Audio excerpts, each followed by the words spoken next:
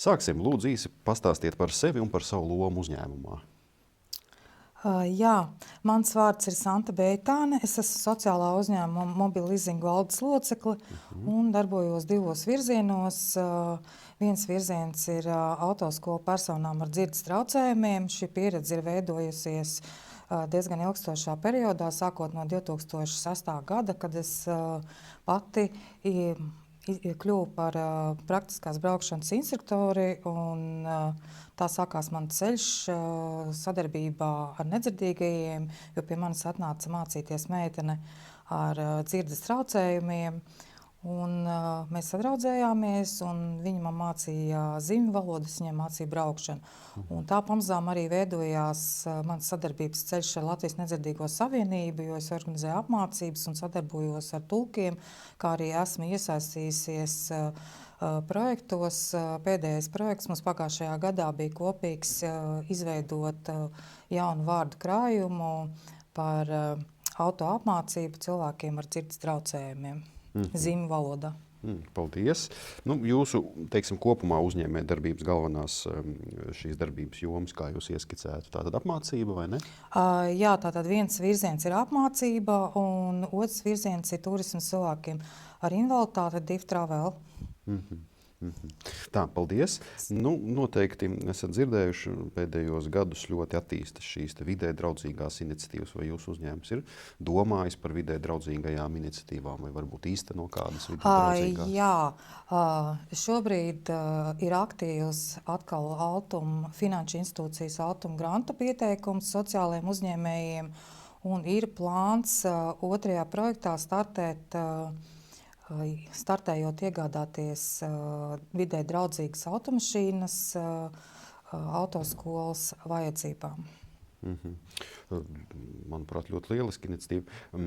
Kā jūs domājat, šāda tipa zaļās iniciatīvas, vai tās varētu pielāgot attiecīgi cilvēkiem ar dzirdes problēmām šajā gadījumā? Kā jūs varētu pasniegt šo informāciju tīri vizuāli, varbūt jūsu uzņēmumā? Es domāju, tieši varbūt par zaļām inovācijām šeit negluži, bet par ilgspēju varētu runāt.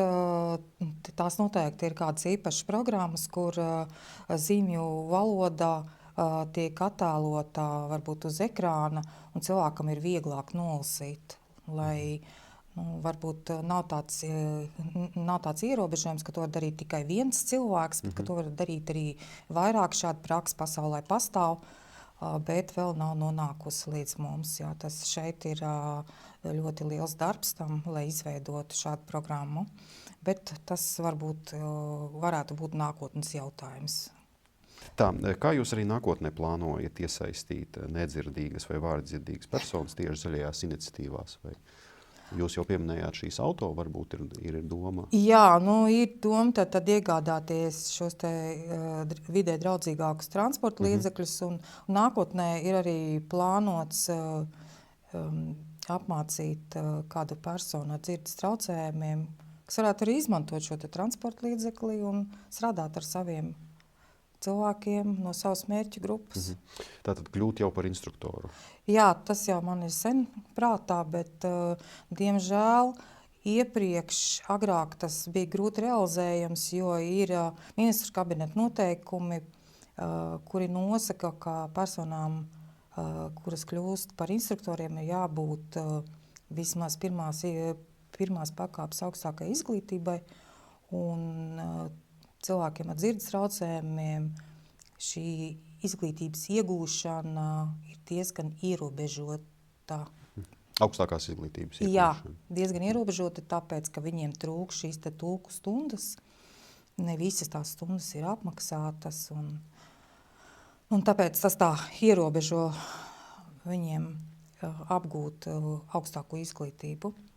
Līdz ar to man jāstrādā, kamēr tiks panākts kaut kāds risinājums, bet ir tāda doma. Kā jums liekas, kas varētu atvieglot šo procesu, ja mēs tā skatāmies? Valdības kaut kāda risinājuma, jo cilvēkam ar kaut kādām ierobežotām iespējām tomēr vajadzētu arī organizēt visu tā, lai viņš varētu darboties, piemēram, izglītības jomā kaut kur vai tā lai viņš var attīstīties, ja viņš, piemēram, ja arī tās ir ja tie ir kustība ierobežojumi, tad viņš var strādāt garīgi, un cilvēki arī ar dzirdes traucējumiem, ja viņiem būtu vairāk iespējas izglītoties, tad arī viņi varētu vairāk iekļauties darba tirgu. Tātad pēc jūsu domām šī te attiecīgi augstākās izglītības pieejamība varētu atrisināt arī citas problēmas arī nozarē protams, kopumā. Jā, nozarē kopumā noteikti. Mēs pamazām ejam uz priekšu ar to. Šobrīd situācija ir krietni uzlabojusies. Ja es salīdzinu kaut kādu 2008. vai 2010. gadu, situācija ir uzlabojusies, bet tā vēl nav tādā līmenī, lai cilvēki brīvi varētu īstenot savus sapņus un vēlmes un būt par pilntiesīgiem sabiedrības locekļiem. Kā jūs kopumā raksturotu cilvēkus ar dzirdes traucējumiem Latvijā? Kā, ja mēs tā iejustos viņu ādā, ir daudz kas uzlabojies vai tomēr vēl aizvien ir problemātika? Protams, kā jau es minēju, ir ļoti daudz kas uzlabojies, bet vēl ir ļoti daudz darāmā. Agrāk tātad nodarbinātības iespējas bija pavisam mazas, ja šobrīd viņas varbūt ir, tās iespējas ir lielākas. Puiši, vīrieši pārsvarā strādā kaut kādos būvuzņēmumos, kur nav nepieciešama komunikācija tik ļoti, jā, tad kaut kāds statistiskais darbs. Jā. Un meitenes, sievietes pārsvarā strādā uzkopšanā, jā, kur arī nav nepieciešama liela komunikācija. Jā. Labi, paldies. Vai ir kaut kas, ko jūs vēl vēlētos piebilst, varbūt, kas vēl pagājis tātad garām? es varu, tas neatiecas cilvēkiem dzirdes traucējumiem, bet tātad man otrs darbības virziens ir turisms cilvēkiem ar invaliditāti. Jā. Un mēs veidojam arī ilgspējīgus maršrutus, sadarbojamies ar uzņēmumiem, kas apmeklējam uzņēmumus, kas darbojas ar bioloģisko lauksaimniecību, izstrādā bioloģiskus produktus, kā arī uzņēmumus, kas izgatavo produktus no otrreizējās pārstrādes. Piemēram, sveču uzņēmums, jā, un te Candles, viņi savāc no iedzīvotājiem sveču atlikumus un lej sveces. Tāpat arī mēs apmeklējam piemēram, dažādas vīndarītavas, kur arī tātad cenšas izaudzēt produktus bez ķimikālijām, bioloģiski tīrus. Jā, Latvijas vīnceļš varētu būt arī tīrs un garšīgs. Vai nākotnē plānojat integrēt arī cilvēkus ar dzirdes traucējumiem šajā jomā? Es domāju, varbūt ne tieši turismā, bet, kā jau es minēju, varētu būt kāds instruktors, kas strādā ar cilvēkiem ar dzirdes traucējumiem, braukšanas instruktors. Ja būs iespēja cilvēkam iegūt izglītību un pēc tam atbilstošu kvalifikāciju, lai mācītu cilvēkus vadīt transporta līdzekli. Jā.